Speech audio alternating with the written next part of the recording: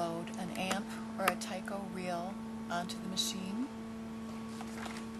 Just put it directly onto the shaft, making sure that the pin of the reel speed governor on the back, right here, here's the reel speed governor, the pin needs to fit into the reel. Use the stabilizer on the front, making sure it's nice and tight against it. Okay. Put your pins, and the strip of the pins is toward the machine. Right. This is how you load it in, making sure it's all lined up. Right. So that's for amp and taiko. Now I'd like to show you the Delphi reel. Now we're going to make the adjustment for a Delphi reel. The first thing we need is the adapter flange that goes onto the shaft, and it fits right onto that reel speed governor. Alright, and then your Delphi reel goes onto the shaft and fits over that adapter flange. And you use again the stabilizer on the front, making sure it's nice and tight, and the strip is toward the machine.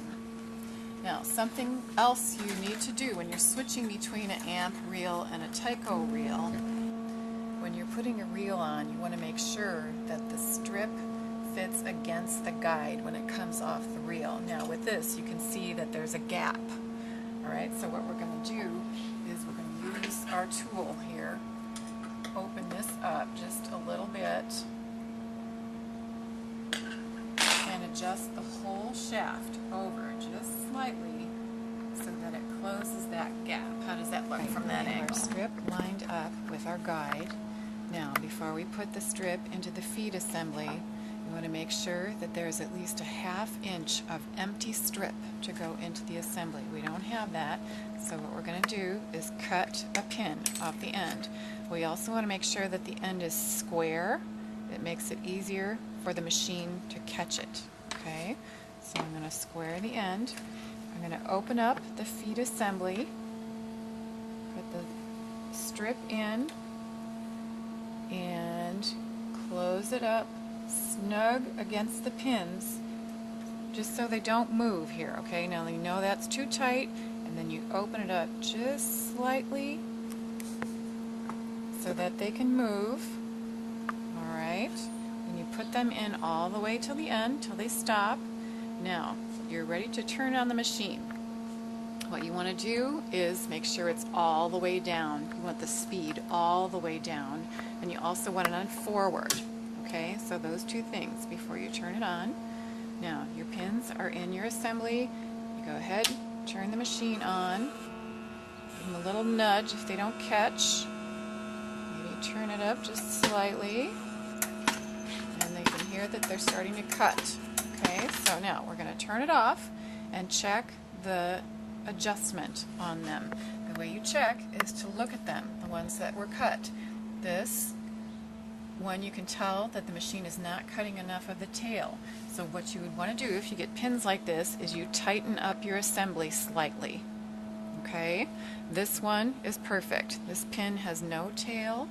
This is what you're going for. There's also, you can get it too tight, alright, so the machine is cutting too much off here, alright, and then what you want to do is loosen it. Alright, so you check that the machine is cutting your pins how you like them. Now you can turn the machine back on.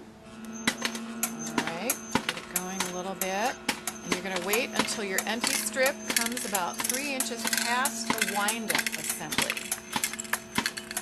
Okay, you turn your machine off. And get this strip underneath. Load it from the right-hand side. Being very careful because this is really sharp. Okay, I'm going to get it into your wind-up assembly, take the little end and turn it over.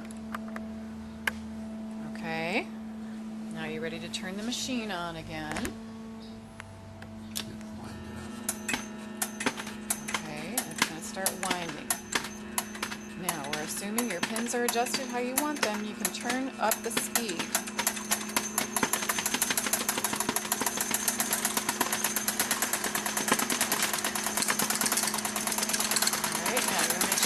tape, your paper tape on here goes down into the garbage can, and you can facilitate this by opening up your reel slightly if you need to. Make sure the tape falls easily into your garbage can.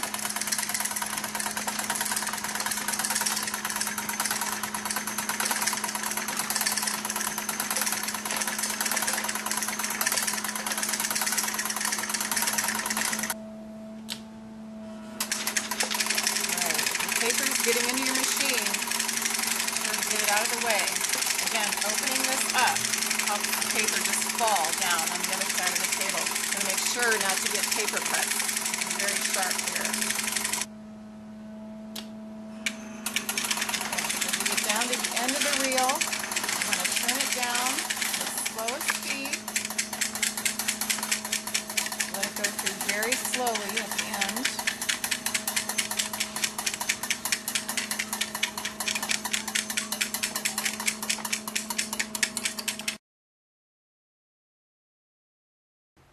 I'd like to go over some of the reminders for safety for using this machine. The first one is if you open up the reel just slightly, alright, then it's going to make your paper fall more easily into the garbage can, and you won't be tempted to put your hand on it and get a paper cut. Alright, no gloves while the pins are moving, while you're using the pins. And also, if you can handle the pins from the front, this is a more safe way to handle the pins rather than putting your hand all the way underneath here and risking having the machine move while your hand is in the way of the sharp part of the pins. So if you can handle them like this, that would be good. At the end, when you're removing the wind-up assembly, always use gloves, because this part is extremely sharp. And you definitely want to use gloves to remove the wind-up assembly and the empty strip when you're going to recycle that. When feeding the pins into the assembly, hold them from the front. Alright, move them in, tighten it up so they can't move, okay, then you'll know it's tight enough, and then open it up just a touch so they can move. Alright, then you'll know it's snug but not too tight. And feed them in the rest of the way, and then you're ready to turn on the machine.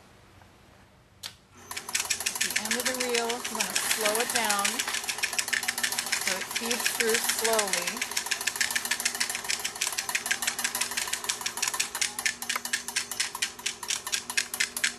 Watch out for the strip.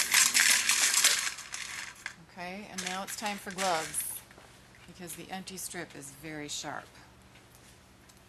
Alright, so I'll put on these gloves, and what you do is you grab the front part of the wind-up assembly, just give it a good pull, alright, put it in your recycling bin, and when you've put the empty strip in your recycling, and you put the wind-up assembly back together, you give it a push, the little pin goes right back in the hole, and you're ready for the next one.